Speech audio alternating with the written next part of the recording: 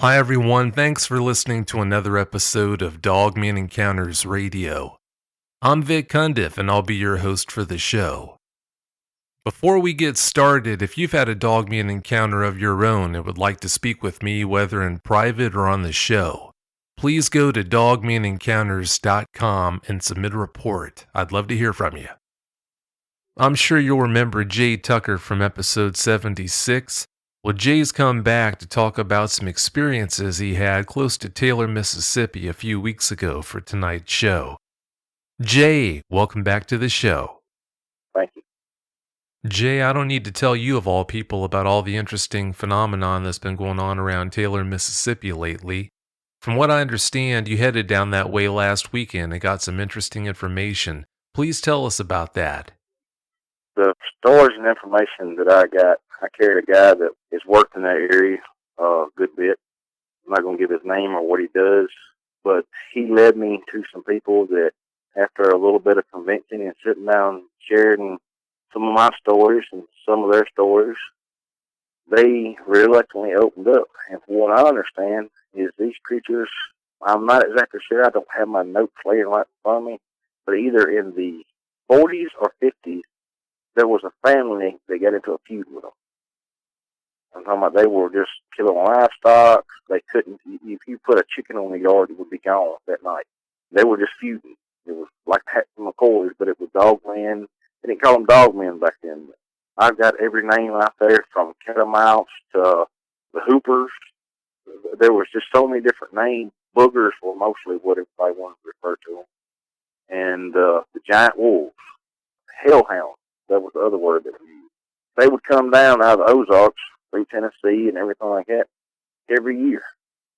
Come down and they would hunt and carry on and terrorize people for years and years and years. And it kind of slowed down. Don't exactly know why. There's even one guy that said he was out in Sardis Lake, which is close to Taylor, in a little canoe out there fishing. And at first, he said he thought it was an alligator coming across the water at him. He was up in the shallows there in a little bay, and he thought it was a big old alligator coming through the water at him. And then all of a sudden, as it gets closer, this creature comes out of the water. And he actually hid, abandoned his canoe and hid, and this thing destroyed his canoe. That's the story that I got from him. He was a young fellow when this happened, and he's up in his 90s now, so it had to be a long time ago. Well, that's a scary thought. While you were down there in Taylor trying to dig up information, from what I understand, you spoke with the gentleman who was in the bucket truck in one of the stories Darkwater shared in episode 83. What can you tell us about that? I talked to some of the man's family that was supposedly, he worked for energy. He had an encounter with these creatures. His family is from Taylor. And from what I heard on the show, one of the guys said he was from Taylor. Like I said, that's why I believe I did not get to talk to him exactly face to face. I talked to him over the phone. And he really didn't want to talk over the phone. He said he wanted to meet me in person. And from what I got, like I said, I'm supposed to go back and have that meeting. I believe it is one of the men from that episode. But he point blank told me he did not want his name used. He did not want to be recorded in any kind of way for any kind of show, for any kind of research purposes, or for whatever my own personal use. He did not want it recorded. He didn't want his name used, nothing else. That was one of the things he stressed about. If you are able to interview him, that's going to be a very interesting interview to say the least. Yes, sir, I do believe so. You own a house that's not far from Taylor, don't you? Yes, sir, I own a house in Oxford, Mississippi. It's less than 3 miles from the center of the University of Oxford. How close is that to Taylor? I'm not exactly sure about the mileage because we were talking everything going there. It's probably 30 minutes, so I'm going to say 25, 30 miles. Wow, that is close. The house I live on, I can go 3 blocks up and be on it's not called Old Taylor Road. While it's in Oxford, it changes to another road. I cannot remember what that road is, but you stay on that road, never turn off that road, and as you get out of Oxford, it turns into Old Taylor Road, and that carries you right into Taylor. That's almost right around the corner. Yes, sir. Where I'm sitting at right now, talking to you, I'm less than an hour and 45 minutes away. On one hand, being that close to Taylor would be pretty convenient whenever you wanted to head down that way and investigate. On the other hand, I guess that's kind of a bad thing. You're that close to Taylor. Well, yes, sir. I've been doing a lot of research, and I've went out once. The reason why I contacted you again, I went out in the field with some of my ex overseas buddies. That's what I'm going to call them. That's the way I'm going to describe them. I don't have permission to use their names or their nicknames, so I'm not going to do that to them, and I wouldn't want nobody to do that to me.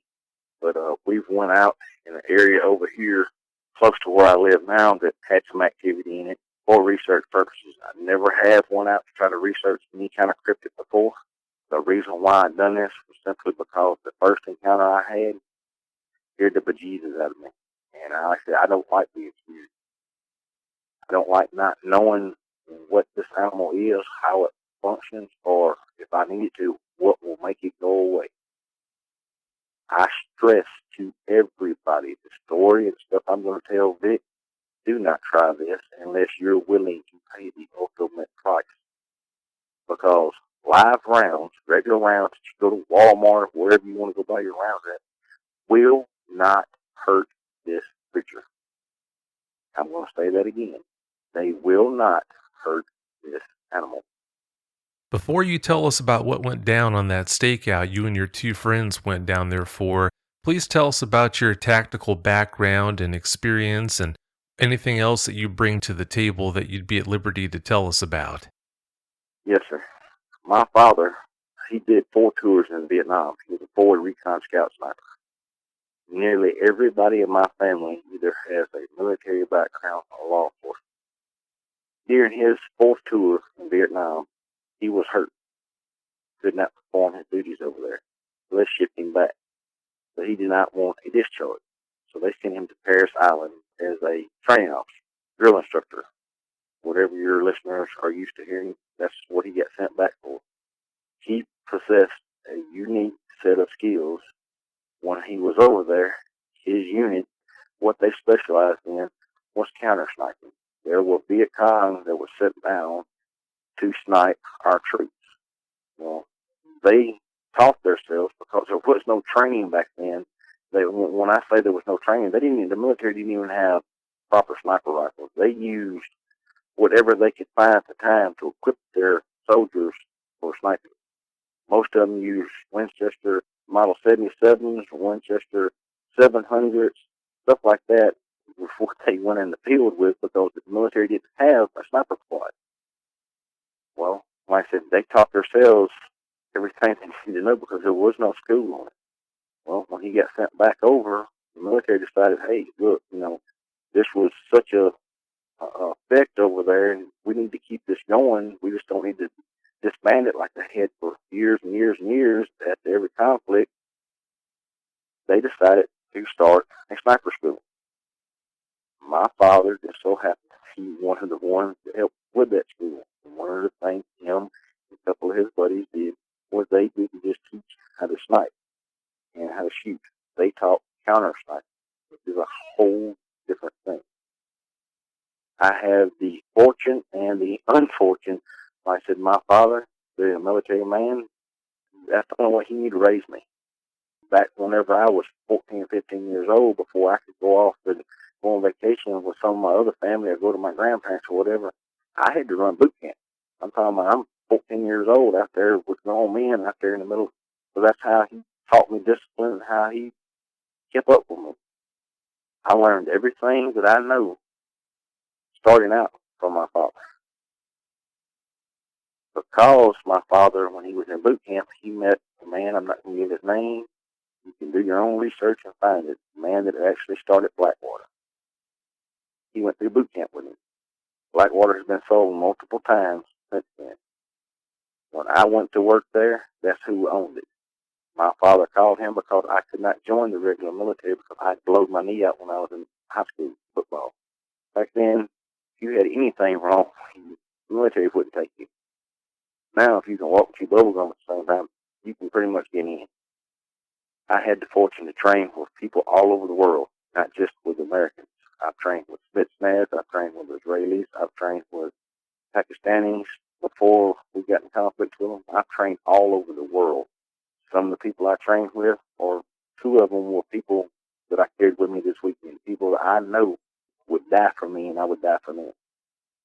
There's no question asked. When I called these people, they were worlds away and came to me. Because this thing bothered me so much from my first encounter, I had to have answers. I had to know. That's just my nature. Like I said, I'm not one of these people that see something on TV or whatever. I've actually lived it, done it. Anybody that doesn't believe that or has a problem with it, I can't help that. There's a lot of things that I cannot talk about that I've done. Yes, the military uses private contractors more than most people want to know, for simple reasons of plausible deniability. A contractor can go in and do jobs the regular military cannot do because of the Geneva Convention. Vic, I don't know how much more you want me to go into or I need to go into. No, I think you revealed enough on that. How many weeks ago did you say that stakeout was? Now it's been about 3. Okay, I see, about 3 weeks ago. Did you want to tell the listeners about the location of this stakeout, or did you want to keep that information hidden? I'll tell you, it was in Tishomingo County. That's what I'll tell you. How long were you staked out at that location? We were there for 4 weeks. All right, Jay, starting with the earliest events, please walk us through what happened when you were on that stakeout. Okay. Initially, we were going over where we weren't going to stay. We were going to go in there in the daytime, so it was easier for us to see, knowing what was going on around us. We set out bait stations. We set up trail cameras, like I said, bait stations with trail cameras, to see what we could get in that area.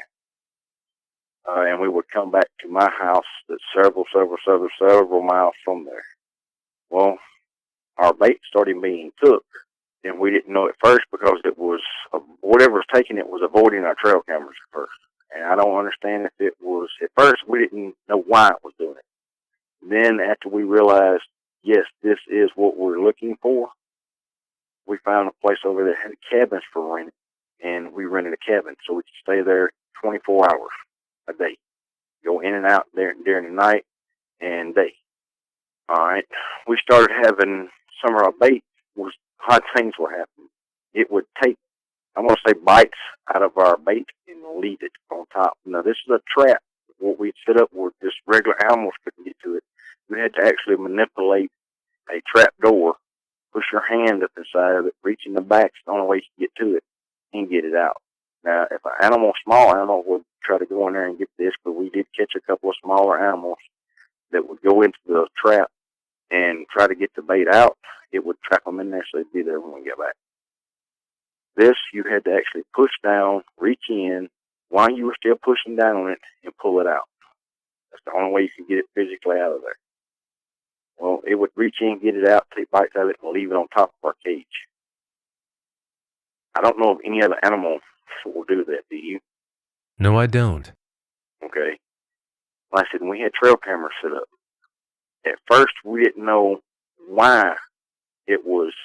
We still really don't know exactly why, but it was actually avoiding our trail cameras. We didn't know if we just had it placed badly or what. We tried we set 4 trail cameras up on one station. There was no way something could get in there without tripping this camera. It took one of the cameras and smashed down off. That's the way it went in. It avoided the other cameras by smashing that camera and going in. How it found that camera, we still haven't figured it out. I don't know if it's, they send off an IR signal, laser out, so whenever something walks in front of it, it sets it off.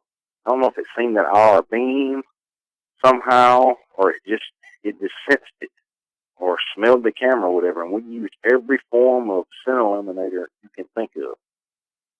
Every form that I've ever been taught, could think of, my buddies could think of.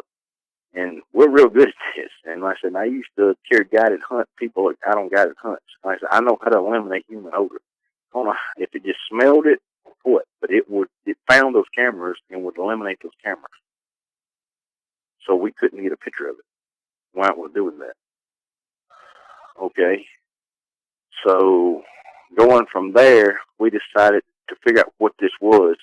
We needed to set up and stay on a base station. It was consistently coming to. It was consistently coming to. We thought it was this animal. So we go out, bait it. We act like we leave the area. We sneak back in. We call it ghosting. That's where you go out, you leave no sign, leave no nothing of when you go to an area. That's what we did when we come back in.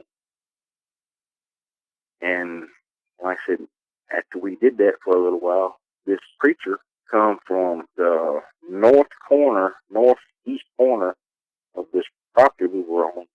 It's a bunch of rocks and hills and stuff like that. It was using those rocks, going from rock to rock, so it wouldn't leave like any footprints. Because that's the other thing we couldn't figure out, is we could never find any footprints, not discernible footprints. You'd have partial of a print, or it looked like a partial print, but it was never a discernible, yes, that's a footprint. We couldn't figure it out, but there's a lot of sandstone and shale and stuff like that in this area, and granite stones, because the foothills of the Appalachian Mountains comes down to this area. And like I said, there's granite stones, there's big houses, boulders, caves, all kinds of stuff up through there. Well, it was using those rocks coming down through there. And at first, what I thought was a Bigfoot. I'm thinking, oh crap, we got 5 days of tracking this animal, and I think it's a Dogman. From what everybody's been telling me, that seen this animal, it looks like a giant dog, but this is a Bigfoot. Then I got a good look at it. It looked like a Bigfoot body that somebody had took and stuck a Dogman's head on. Its hands look like, you just whacking it like I described to you, it looks like giant raccoon hands. Think of a raccoon's hands twice as big as yours, would look like eagle claws on every finger. That's the way its hands look. Its feet have claws on it too. Kind of similar to that, but they're a little fatter and shorter. But its feet look like Bigfoot feet with claws on it. They're a little bit curved. I don't know if that's just the way they are or what with this animal. There was only ever one animal, the same one. The way I described it to you, it was real tall, probably 8 foot tall, but it's as tall as it was, it looked like it should have weighed more. But it just, I don't know if it just looked thin to me. I don't know why, but it just did. It looked like it should have weighed more than what it did. But we never got to weigh it or nothing, but it looked thin. That was the only creature we saw. That was the first day, and I think it caught a whiff of us because it did not stay in that area for very long. It somehow it left. We caught a glimpse of it. It was coming to the trap, and for some reason it decided it didn't want that no more, and it left. Went totally on the other side of the property where we had traps, and that's where it decided it took the bait out of every trap we had and just left it on top of it. Didn't bother, didn't try to eat it, it just took it out and laid it on top. So that kind of got us discouraged. What are we going to do? How did this animal do that?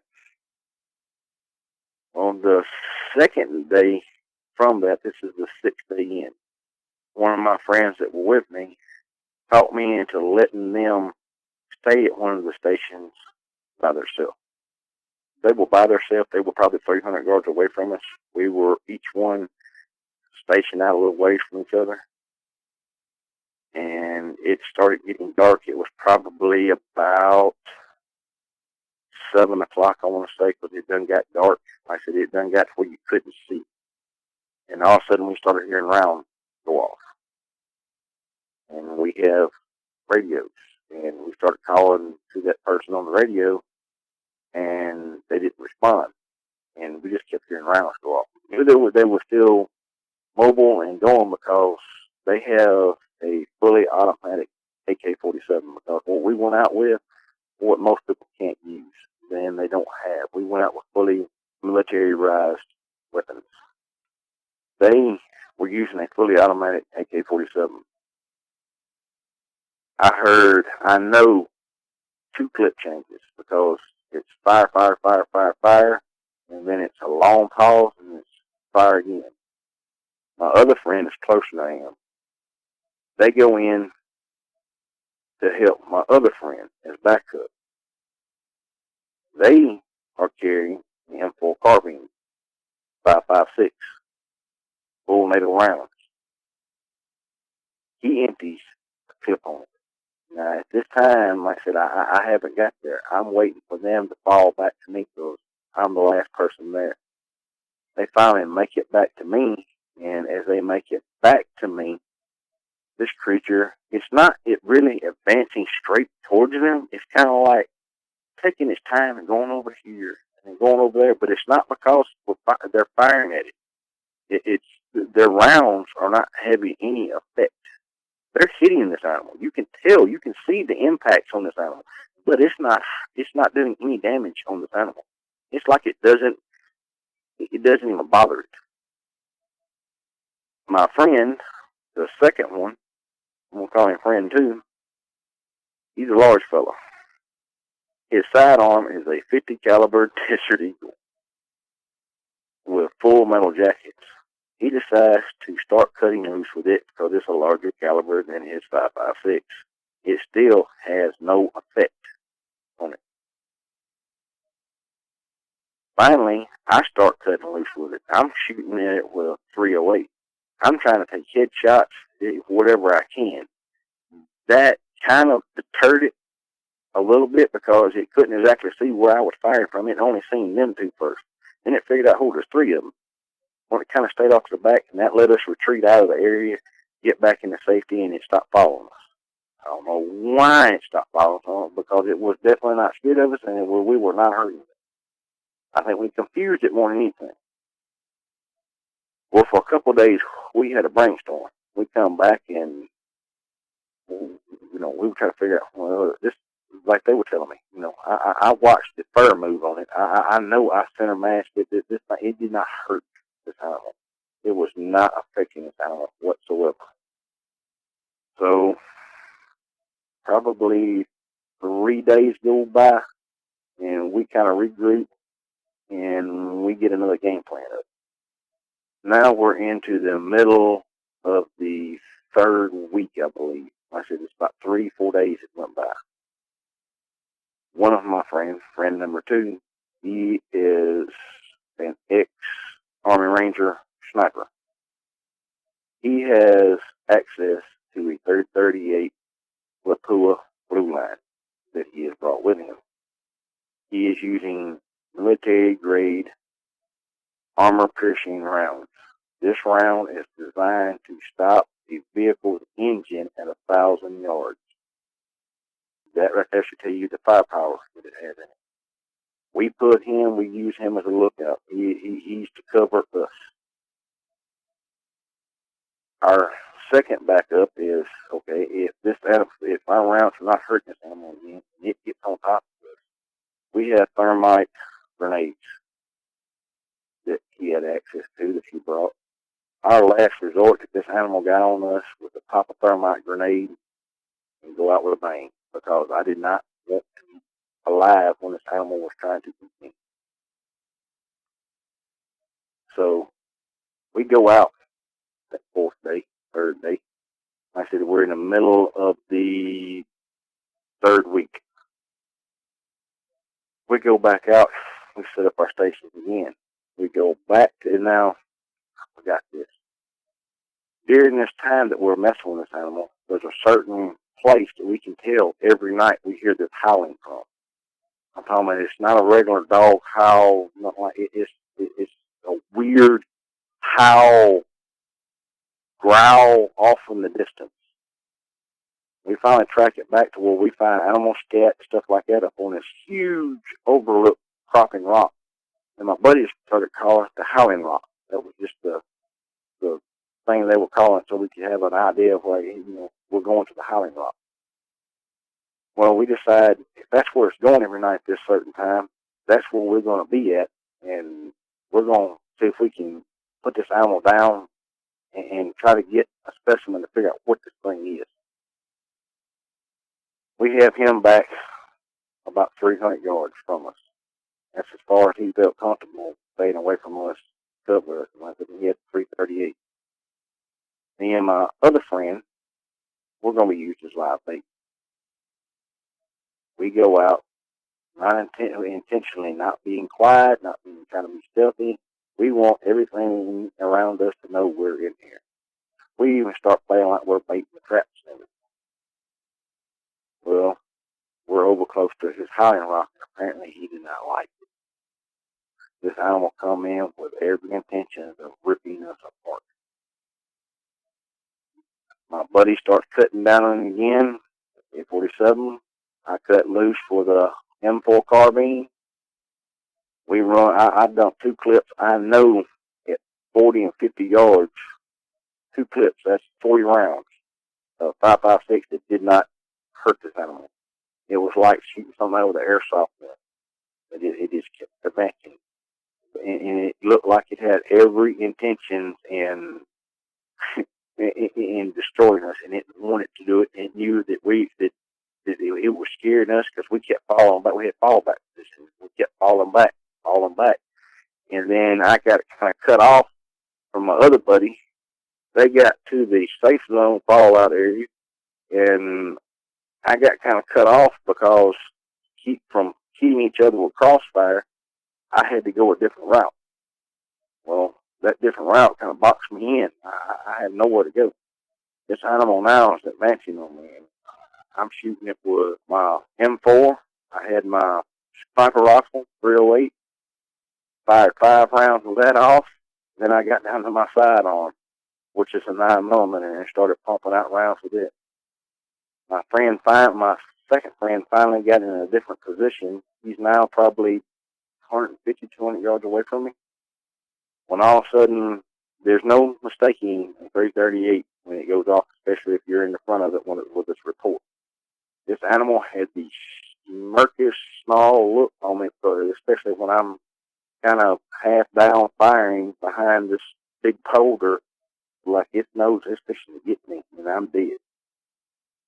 My friend first hit it in the shoulder with a 338, about where you put your thumb up, where your collarbone and your shoulder rotates, just about 3 inches below that. That's where the first round hit it. When the first round hit it, it let off this god awful scream, squall, and it smirked. I wish you could have seen it. The way this animal looked was like when you have cornered an animal and it knows that it's in danger. Its whole demeanor changed. It is now no longer wanting me and thinking it's supposed to kill me. It's thinking, oh, I have messed up. They have hurt me because this round hurt him. And like I said, because I seen blood fly. It spun, kind of went down on its knee and its hand out in front of it, and went to trying to go off to my left, away from me in a diagonal, trying to get away from me back into a little bit of a swampy area, because the other way straight behind him is straight up a hill, and it's trying to go up this draw that's kind of got a swampy area in it. That's when the second round goes off, man.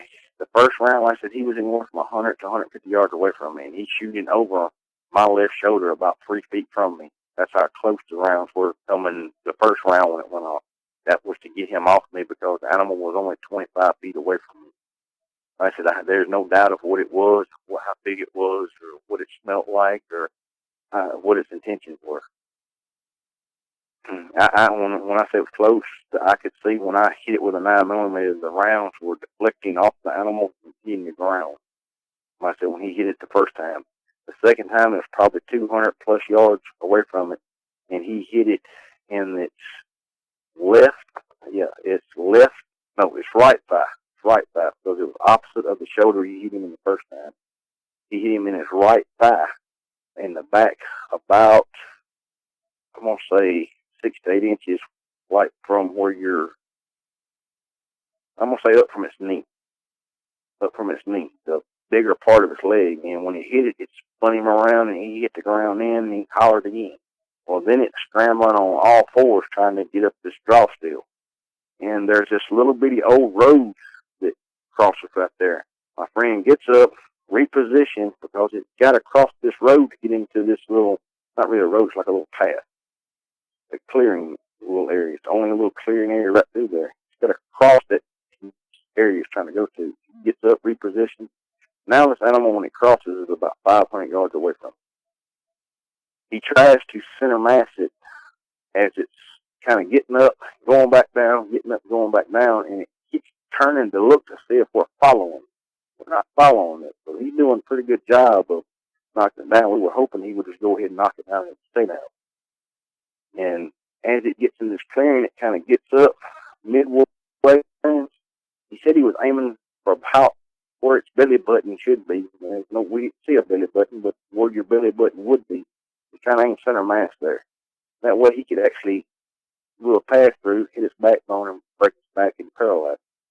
Well, it hit about 3 inches over to the right side of where your belly button would be in the abdomen. That spun it around, it hit the ground. When it hit the ground, then it rolled, went off this little hill. That's the last time we've seen it. It made the god-awful noise going off back up into that swampy area, draw, whatever you want to call it. That's the last we've seen of it. We got samples of the blood. We got samples of the scat that have been sent off. When I get that back, Vic is going to be the person that gets that. That was our encounter. I want to stress to everybody listening to this. I have training in how to deal with dangerous people and situations. That's the reason why I felt comfortable doing this. The 2 people I took with me were very well trained. One of them is still active. I trust my life with them. They trust their life with me. Like I said, every one of us knew going into this, if it got bad, we were going to die. I stress to you, do not try this. Do not, because, like I said, what saved my life was a round that I guarantee you, unless you had the military contacts I got, they're not going to have. How could you ever sleep after going through something like that? It's just the nature of it. Like I said, that's the hair-raisingest encounter I've ever had with some kind of animal in the woods. But that's not the most dangerous time that I've ever. I think I've been in 2 IED blasts. I've watched a very, very, very dear friend of mine get blown up. Like I said, that's the kind of life and stuff I've lived. Like I said, I have no problem dying. I'm not scared of dying. I would hate not to see my kids anymore, but I'm not. I crossed that bridge a long time ago. I'm not scared of that. Dying does not bother me. What bothers me is not knowing something. If something scares me, I cannot. It's gave me more sleepless nights not knowing what this animal is, because everything I've read on it, nothing hurts it. It's not scared of nothing. Well, by God, I found something. It does hurt it, and it is scared of it. The only problem is that most, like I told you before, I don't know how we would be able to arm somebody without spending $10,000 to get them armed with something that would help them in that. And you're talking about a fairly sized good gun that my friend is over 6 foot tall, weighs a little over 300 pounds, and he ain't fat. He fires an M60 like most people fire an M4 carbine. This is not a small weapon. This is not an anti-personnel gun. This is an anti-vehicle gun. This gun was actually designed to stop vehicles. I don't know, Vic, if I need to say about what we find out that it doesn't like. Yeah, it's probably best not to share that information. Someone might go out and get themselves killed thinking that that information will protect them somehow. Okay, yeah, that's the reason why I didn't put that part in that story. I know I left a lot out of the story.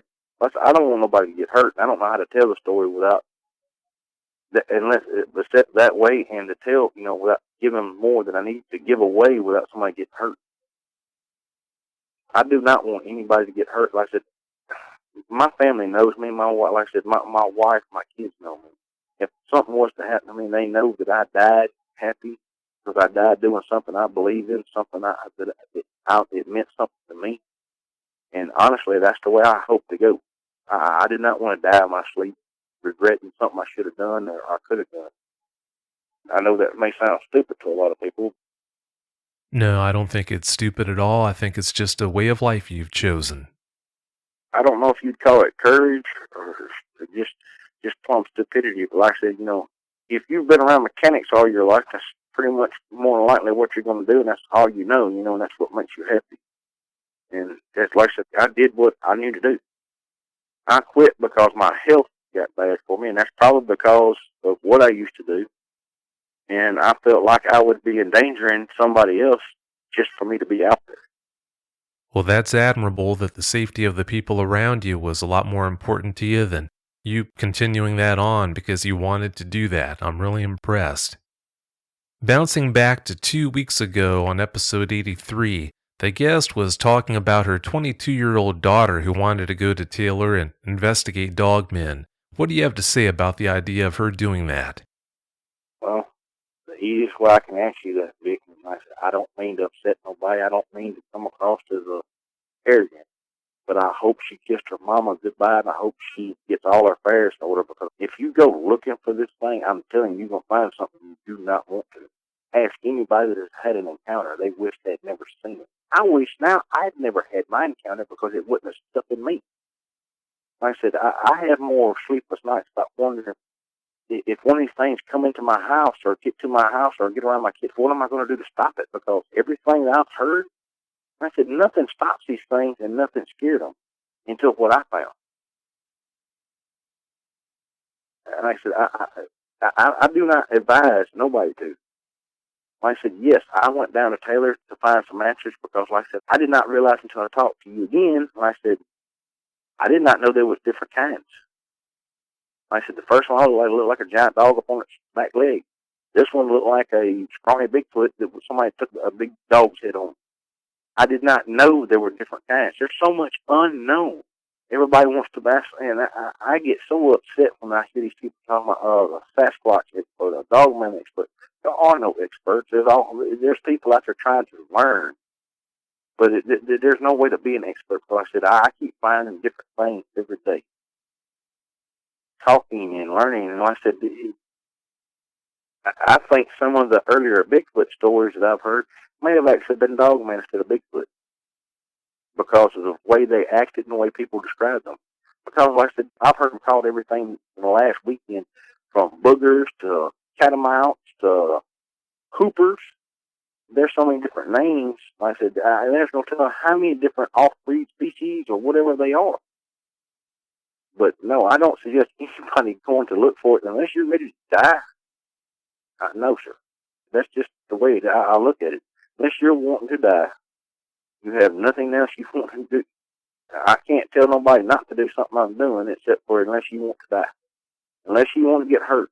Because I have my friend to thank for my life again. Which ain't the first time he's ever saved me. But like I said, I have every knowing intention that this thing in another 5 seconds would have been eating me. Or trying to eat me. But I had other plans for it. That's what I'm saying. To go out and hunt something, you got to be willing to die. I was willing to, when he pulled the trigger, reason why he went ahead and pulled the trigger is he said he seen me reaching up to grab my thermite grenade. That was my next course. And anybody that can research what a thermite grenade is knows what it's going to do. They have a 50-foot kill radius. Now, another thing I'll share, to let people know how many rounds we let loose. The first encounter, we had the local park rangers and sheriff's department come out to see what exactly we were freaking doing out there, because they were getting reports that sounded like World War III was what we were having out there. We didn't tell exactly what we were doing, but I'll say that, and I'm going to leave that alone. As far as firing those automatic weapons out there would go, that's not something where you can present a license to the authorities when they show up and get off the hook by doing that, is it? Yes, sir, kind of, sort of. I have a Class 3 license, and I have a Class 4 tax stamp. That allows me, because of what I used to do, I have automatic weapons. That allows me to own a Class 3 license, allows me to own and possess and transfer to another Class 3 person automatic weapons. And there is no such thing, please, people understand this, there's no such thing as a silencer. They are called suppressors. There is no actual silenced weapon. They just cut the noise level down. Suppressors. And it falls in there, it's a gray line in there, and it's on explosive. Like I said, it's kind of a gray area there. The Class 4 tax stamp, that's for the suppressors and stuff like that. I have a degree in criminal justice. I have a degree in communication. Both are from Oxford, Mississippi. the federal government, a lot of times when they're looking for a reason to come in on somebody, that's what they get them on, is a weapons violation like that. You would not believe how often that happens.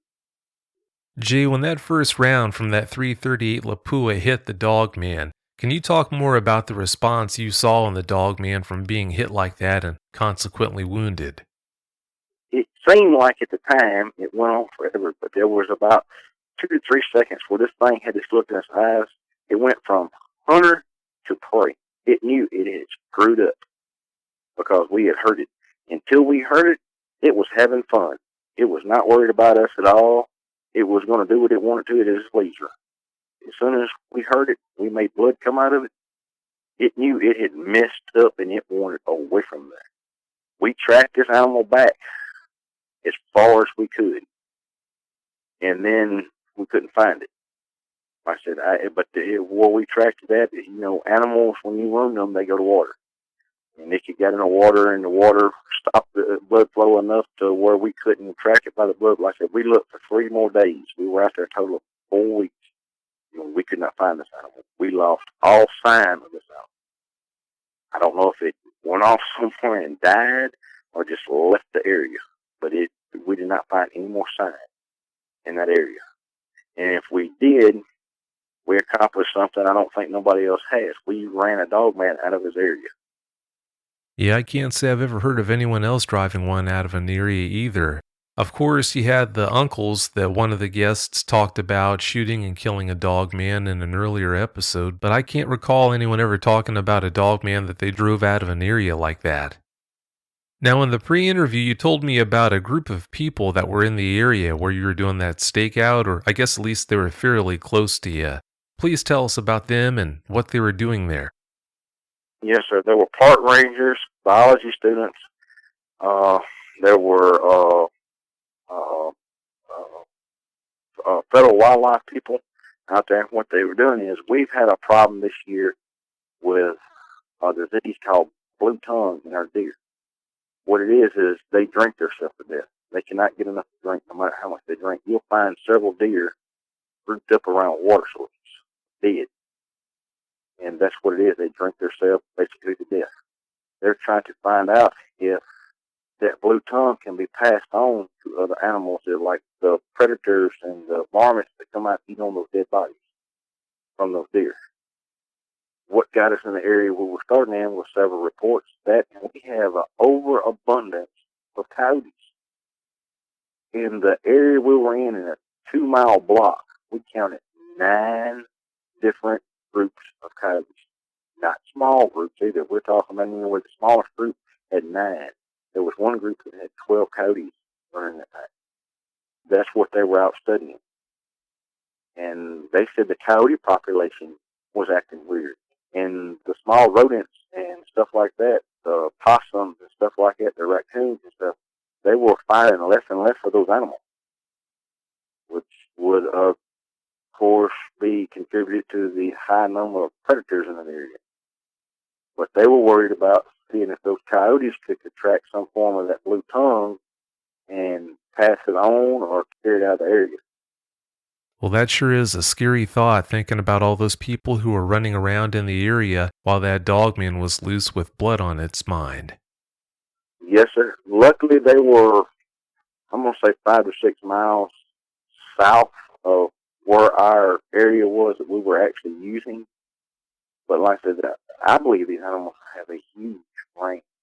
From the people that I talked to in Taylor that would say these animals, I have not quite figured out yet how they use where these animals are coming from.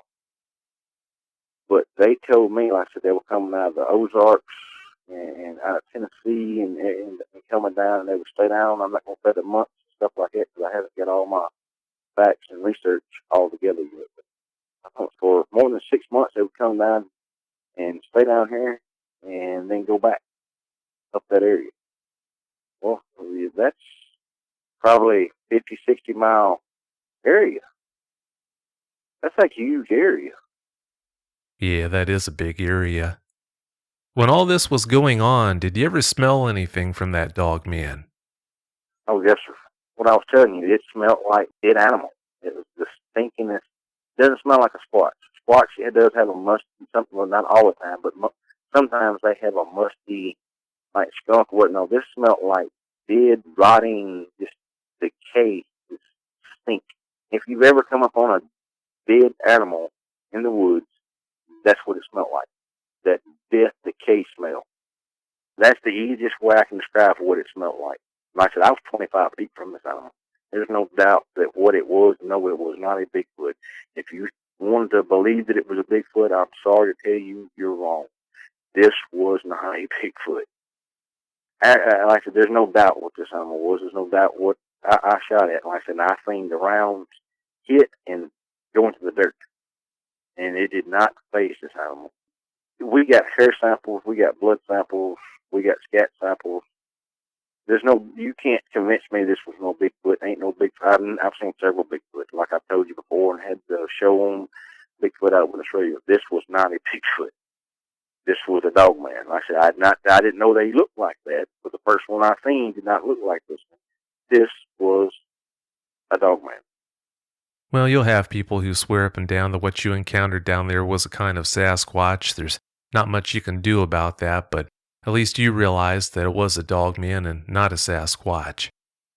Now, you mentioned that blood trail that you followed when you shot that thing with that .338 Lapua. Can you go into more details about what happened when you were trying to track it through the bush? Yes, sir.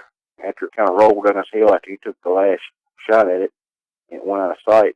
It's a bunch of water built up. We've had a lot of rain here lately, and there's a bunch of water pooled up back in that area. And you could tell where it kept going into this water, and so the water would be all muddy and bloodied up, and then it would go a little ways, and you'd see the blood would kind of stop from the pool, then start up again, and it'd go back into another pool of water. And then it's a little creek over it got in and actually went up the creek about 200 yards last we seen and could find. And after it come out of the creek, that's where we lost it because it got up on these big boulders, and we followed the wet tracks as far as we could until we couldn't find any more wet tracks, and we just lost the animal from there. But we didn't find any more blood. But when you get an animal that keeps going into the water and out of the water, into the water, it will still be bleeding, but the water will cause it not to show up like blood anymore. It's not going to be it's not going to look like blood. It's just going to be watery looking, mixed in with the ground, and if it touches the ground, it'll just look like drops of water instead of being blood. Ah, I see. That makes sense. This thing seemingly could detect your trail cam somehow. Please go into more detail on that and tell us what you noticed. For somehow it was, I believe somehow it was seen at our beam. That is my personal, I have no way to back that up, except for knowing my ability to get rid of human scent. Deer, as spooky as they are, I've been able to get my scent down where I've been downwind of a deer, and the wind changed on me, blow straight into their face, and them not spooked, so they didn't smell me. We used every known to me, to my friends, that we could think of, ability to descent these cameras, to hide these cameras. These are several $100 cameras that were used. They're not stuff you go to Walmart and buy. They were high quality. They take video and still pictures. Somehow, he kept finding them. I cannot figure it out, except for it seemed they shoot an IR beam out, and they do not make a sound because they're digital. They do not flash because they have an IR shot on them, except for that IR beam. When something breaks that beam, that's when it goes off. That's the only thing I can think of. It was seeing that. That's the only thing I can think of. But it would smash them. We lost several cameras. Well, that could get expensive really quick. Oh, it did. And that was one of the reasons why we decided to go ahead and try to stop getting it. First, that's what we were going to do, just get video of it. And that's when the thing got turned and we wound up in a firefight. Well, it wasn't really a firefight. It was, we were shooting at it and it was steadily coming. I can't even imagine what that would have been like. You get the most helpless feeling in the world. I'm talking, you got somebody shooting a fully automatic AK-47 at you. I've never heard of anything advancing on that, except for an armored plated vehicle or this Dogman. That's what it did. it just kept advancing. I've never in my life heard or seen of anything like that. Like the regular rounds were not hurting it. And these are NATO rounds. NATO says that you cannot use anything that causes more wound damage than necessary. Basically, is the rough wording of that. You can look that up. You can't use hollow points and stuff like that. That's why no military uses them, because it's against the Geneva Convention. It falls back under the military guidelines. You have to use steel ball ammunition, because you're not intentionally trying to wound somebody, you're trying to kill them. I don't understand that part of it, but that's what it says. We're using nail rounds, full metal jacket, stuff that will pierce armor vest, and it didn't affect it. I don't want somebody to run out here to Walmart and go get some stuff you go deer hunting with and come back and shoot this thing, because it's not going to do nothing but piss it off. I sure hope no one tries to do that. I'll say this at the very end. People can take this for what they want. If somebody goes out and tries it and they wind up getting hurt, I don't want somebody to come back and hold you liable or me liable, because we're both telling them, do not go try this. Vic did not ask me to go do this. He had no idea I was doing it. I contacted him once to find out if he knew anybody that could help me with some trace evidence I had. I don't know if you remember that or not, but that's the reason why I was contacted, because of the blood evidence in the scat and the hair. We found somebody, my friend, that knew somebody that could get it done at a reputable lab, so when we get these results back, nobody can say nothing about them. Vic had no idea until I contacted him, 3 nights ago or 4 nights ago, of what I actually did. Yeah, that was about 4 nights ago. About 4 nights ago, he had no idea, and I'm pretty sure he was blown away, because he had no idea when I contacted him again what I actually wanted. And then when I told him what I'd done, I think I floored him a little bit. Like I said, he had no idea. I don't want anybody to try to hold Vic or me accountable if you go out and try this. You're taking your own life, and whoever you take out there, remember, you're taking their lives in it too. If you go out by yourself, I can guarantee you're not coming back. This is a way smarter creature than some people are giving it credit for, and it is deadly. I said, that's all I had to say about that. Yeah, I hope people listening do take your advice and don't go out and try to do that. Well, I can't tell you how much I appreciate you coming back on the show and sharing all the details of what happened with us. Thank you so much. Yes, sir. When I get the results back, trust me, you'll be getting an email and probably a call. Like I said, we'll talk about that on a later date. That sounds good. Yeah, we'll get the details all worked out on that. Well, thanks again so much for coming back on, Jay. I really do appreciate it. You have yourself a great night. Yes, sir. You too. Thanks. Bye. Bye.